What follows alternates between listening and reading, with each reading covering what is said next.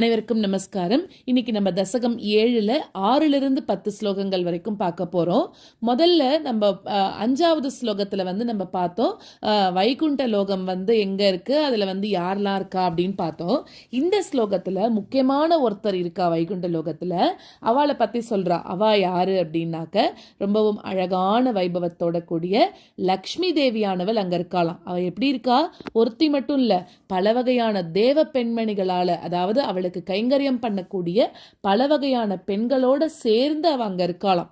அவ எப்படி இருக்கா பார்க்கறதுக்குன்னா, மின்னல் கொடிக்கு நிகரான ரொம்ப அழகான திருமேனியால அந்த திசைகள் எல்லாத்தையும் பிரகாசிக்க செஞ்சுண்டும், உன்னோட திருவடி தாமரை மலர்கள் அதிலிருந்து வரக்கூடிய அந்த வாசனையை முகர்ந்துண்டும் இருக்கக்கூடிய அது ஒண்ணுதான் அவளோட ஆசை, அதுதான் அவளோட கைங்கரியம்னு நினைச்சுண்டு அவளோட திருவடி தாமரைகளையே வருடிண்டு அந்த இடத்துல இருக்காளாம். அந்த மாதிரி இருக்கக்கூடிய ரொம்ப உயர்ந்த லோகமான வைகுண்ட லோகத்தை எனக்கும் நீ கொடுக்கணும் அப்படின்னு 6வது ஸ்லோகத்துல சொல்றார். 7வது ஸ்லோகத்துல பெருமாள் எப்படி வைகுண்ட லோகத்துல இருக்கார் அப்படின்னு சொல்றார். அதாவது வைகுண்டத்துல எப்படி இருக்காராம், ரத்தினமயமான ஆசனத்துல உட்கார்ந்து இருக்காராம். ஸ்ரீவைகுண்டத்துல உட்கார்ந்த திருக்கோலம், பார்க்கடல்ல தான் சயனிச்சுட்டு இருப்பார்.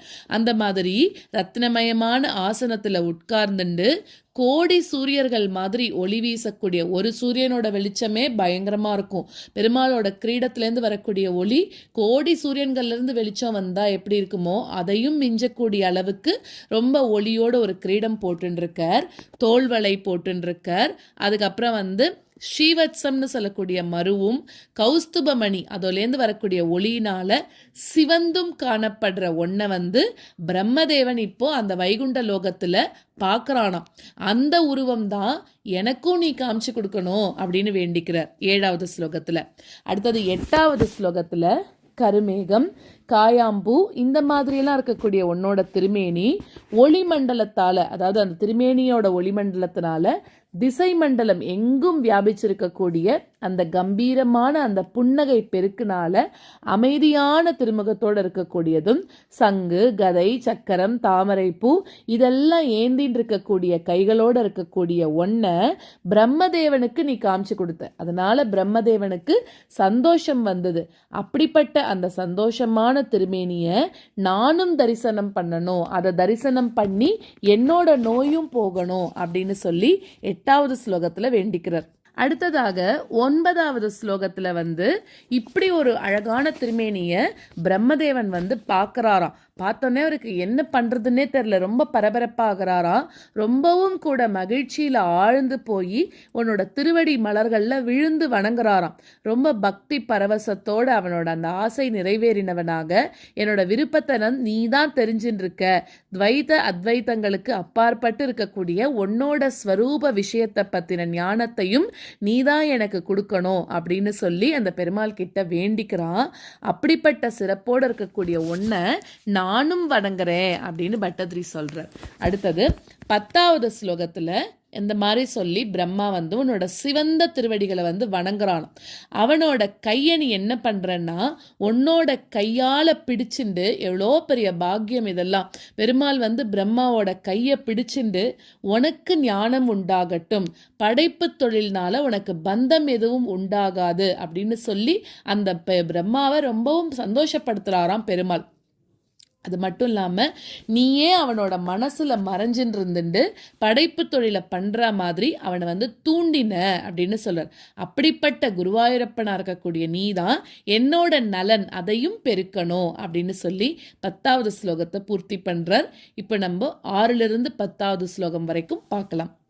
நானா திவ்ய வதூஜனை அபிவிருதா வித்யுல்லதா துல்யயா விஸ்வோன்மாதன ஹிருத்ய காத்ர லதயா வித்யோதி தாஷாந்தரா த்வத்பாதாம்புஜ சௌரபைக குதுகால் லக்ஷ்மீ ஸ்வயம் லக்ஷ்யதே யஸ்மின் விஸ்மயநீய திவ்ய விபவாம் தத்தே பதம் தேஹி மே.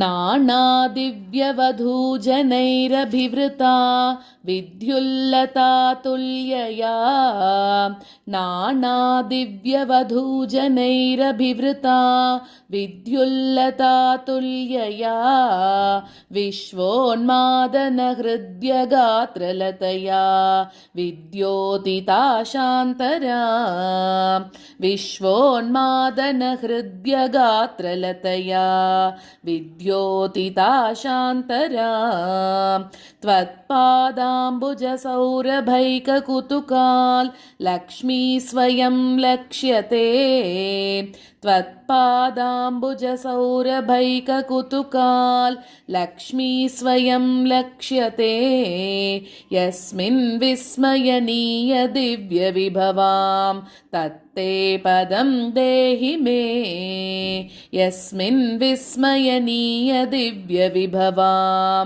तत्ते पदं देहि मे नानादिव्यवधूजनैरभिवृता विद्युल्लता तुल्यया विश्वोन्मादनहृद्यगात्रलतया विद्योतिता शान्तरा त्वत्पादाम्बुजसौरभैककुतुकाल् लक्ष्मी स्वयं लक्ष्यते यस्मिन् विस्मयनीय दिव्यविभवां तत्ते पदं देहि मे नानादिव्यवधूजनैरभिवृता विद्युल्लता तुल्यया विश्वोन्मादनहृद्यगात्रलतया विद्योतिता शान्तरा त्वत्पादाम्बुजसौरभैककुतुकाल् लक्ष्मी स्वयं लक्ष्यते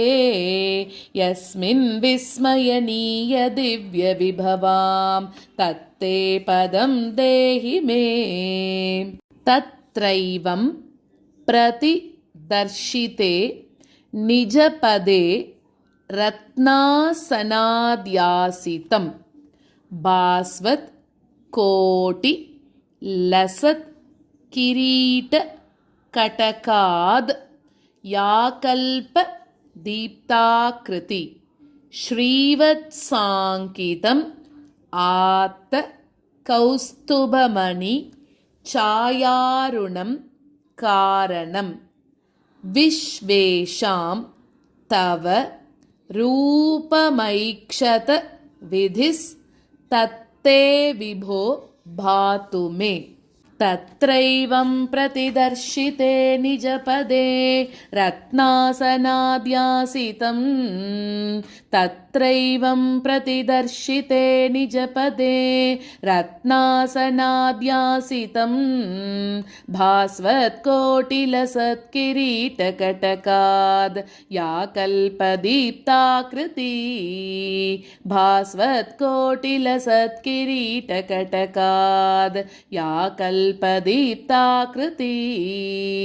श्रीवत्साङ्कितमात्तकौस्तुभमणि छायारुणं कारणं श्रीवत्साङ्कितमात्तकौस्तुभमणि छायारुणं कारणं विश्वेषां तव रूपमैक्षत विदेस्तत्ते विभो भातु मे विश्वेषां तव रूपमैक्षत विदेस्तत्ते विभो भातु मे तत्रैवं प्रतिदर्शिते निजपदे रत्नासनाध्यासितं भास्वत्कोटिलसत्किरीटकटकाद् याकल्पदीप्ताकृति श्रीवत्साङ्कितमात्तकौस्तुभमणि छायारुणं कारणं विश्वेषां तव रूपमैक्षत विधेस्तत्ते विभो भातु मे तत्रैवं प्रतिदर्शिते निजपदे रत्नासनाध्यासितं भास्वत्कोटिलसत्किरीटकटकात् या कल्पदीप्ताकृती श्रीवत्साङ्कितमात्तकौस्तुभमणि छायारुणं कारणं विश्वेशां तव रूपमैक्षत विधेस्तत्ते विभो भातु मे। कालाम्बोद कलाय कोमलरुचि चक्रेण चक्रं दिशाम् आवृण्वानमुदार मन्दहसित स्यन्द प्रसन्नाननं राजत्कम्बु गदारि पङ्कजधर श्रीमद् भुजामण्डलं स्रष्टुस्तुष्टिकरं वपुस्तव विभो मद्रोगम् उद्वासयेत्। कालाम्बोदकलाय कोमलरुचि चक्रेण चक्रं दिशाम् कालाम्बोदकलाय कोमलरुचि चक्रेण चक्रं दिशाम् आवृण्वानमुदारमन्दहसित स्यन्दप्रसन्नाननम् आवृण्वानमुदारमन्दहसित स्यन्दप्रसन्नाननम् राजत्कम्बुगदारि पङ्कजधर श्रीमद्भुजामण्डलं राजत्कम्बुगदारि पङ्कजधर श्रीमद्भुजामण्डलं स्रष्टुस्तुष्टिकरं वपुस्तव विभो मद्रोगमुद्वासयेत् स्रष्टुस्तुष्टिकरं वपुस्तव विभो मद्रोगमुद्वासयेत्। कालाम्बोदकलाय कोमलरुचि चक्रेण चक्रं दिशाम् आवृण्वानमुदारमन्दहसित स्यन्दप्रसन्नाननं राजत्कम्बुगदारि पङ्कजधर श्रीमद्भुजामण्डलं स्रष्टुस्तुष्टिकरं वपुस्तव विभो मद्रोगमुद्वासयेत्। कालाम्बोदकलाय कोमलरुचि चक्रेण चक्रं दिशाम् आवृण्वानमुदारमन्दहसित स्यन्दप्रसन्नाननं राजत्कम्बुगदारि पङ्कजधर श्रीमद्भुजामण्डलं स्रष्टुस्तुष्टिकरं वपुस्तव विभो मद्रोगमुद्वासयेत्।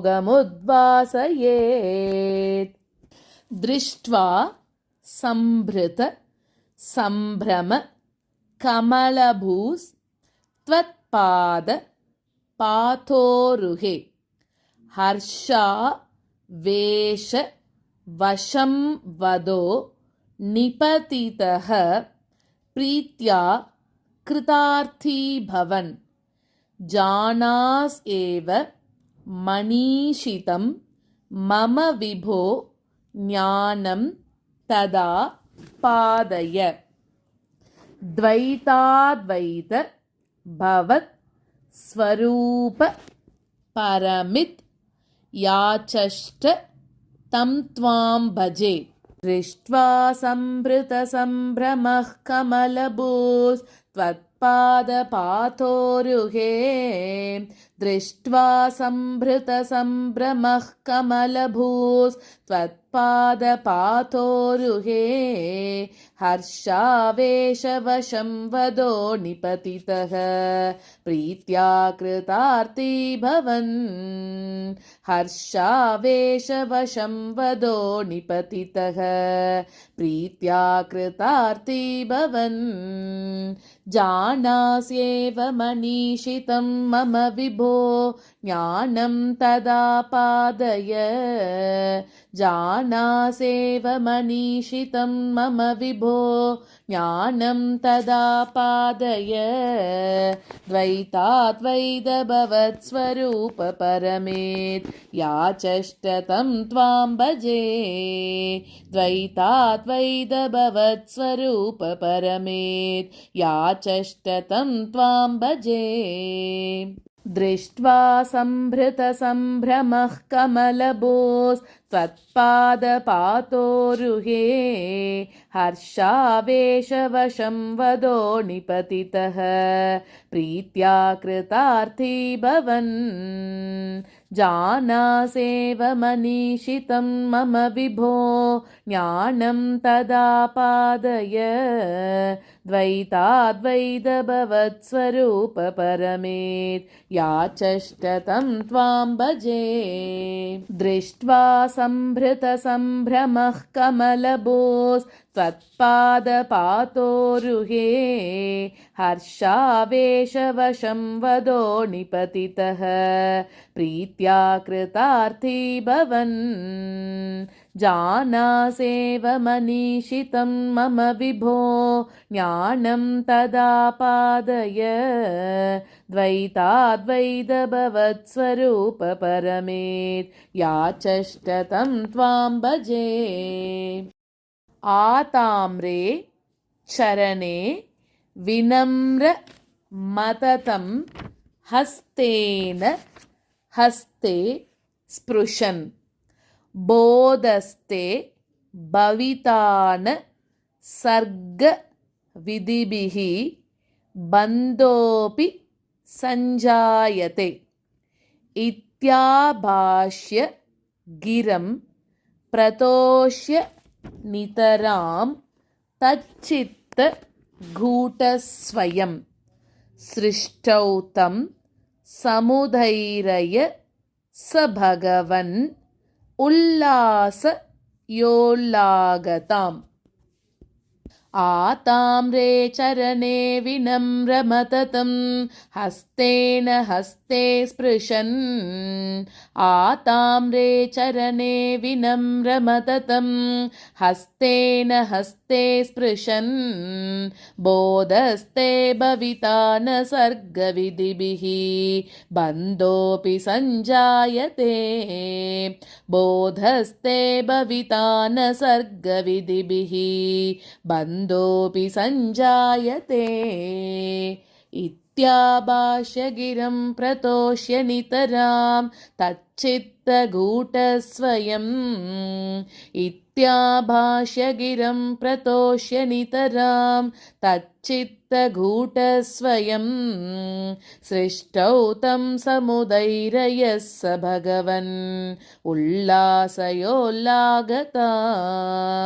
सृष्टौ तं समुदैरयः स भगवन् उल्लासयोल्लागताम् आताम्रे चरणे विनम्रमततं हस्तेन हस्ते स्पृशन् बोधस्ते भविता न सर्गविधिभिः बन्धोऽपि सञ्जायते इत्याभाष्य गिरं प्रतोष्य नितरां तच्चित्तगूटस्वयं सृष्टौ तं समुदैरयः स भगवन् उल्लासयोल्लागताम् आताम्रे चरणे विनम्रमततं हस्तेन हस्ते स्पृशन् बोधस्ते भविता न सर्गविधिभिः बन्धोऽपि सञ्जायते इत्याभाष्य गिरं प्रतोष्य नितरां